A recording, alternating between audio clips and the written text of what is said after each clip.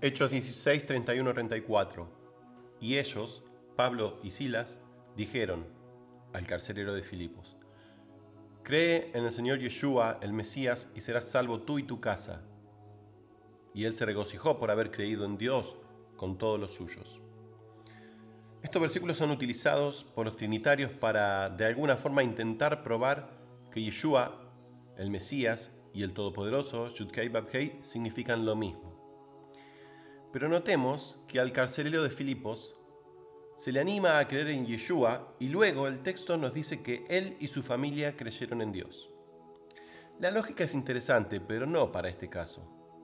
En Juan 12:44, Yeshua dice algo sumamente importante. El que cree en mí, no cree en mí, sino en el que me envió. Siendo Yeshua el representante y mensajero de Dios, al recibirlo a él, lo recibimos a su Padre. Y si creemos en Yeshua, creemos también al Padre, quien le envió. En Hechos 9, 36, 43, Pedro realiza un milagro al resucitar a la joven llamada Dorcas. En el verso 42 se informa que por este milagro de Pedro muchos creyeron en el Señor. ¿Entonces diremos que Pedro era el mismo Señor? Claro que no. Lucas 8:39. Vuélvete a tu casa y cuenta cuán grandes cosas ha hecho Dios contigo. Y él, el exorcizado, se fue publicando por toda la ciudad cuán grandes cosas había hecho Yeshua con él. Aquí tenemos un caso semejante al anterior. En primer lugar, es interesante lo que le dijo Nicodemo a Yeshua después de ver los milagros realizados por el Señor en las bodas de Caná. En esa ocasión, había convertido el agua en vino. Juan 2, 1, 11.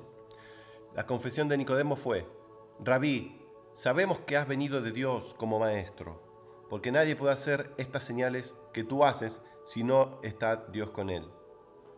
Juan 3:2.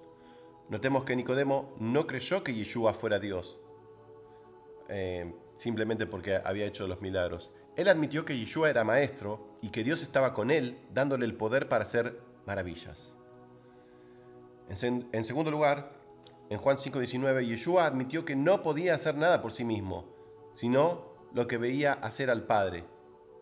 Veamos ahora el caso de Lázaro. Después de haberlo resucitado, Yeshua ora: gracias te doy por haberme oído. Juan 11, 41, 42. Es claro que Dios obraba a través de Yeshua, y así lo entendieron el exorcizado y el mismo evangelista Juan. Juan 5:23. Para que todos honren al Hijo como honran al Padre. El que no honra al Hijo no honra al Padre que le envió. Pero, ¿por qué tendríamos que honrar al Hijo como se honra al Padre? La respuesta está en el mismo verso. El que no honra al Hijo no honra al Padre que le envió. Aquí está la razón verdadera. Yeshua debe ser honrado como si fuera el mismo Padre Dios, porque es su representante o mensajero, o también su embajador real.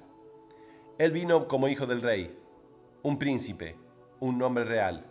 Él es heredero al trono del reino de Dios, de modo que todos los honores se le rinden a él y deben ser los mismos que se le rendirían a su padre, el rey.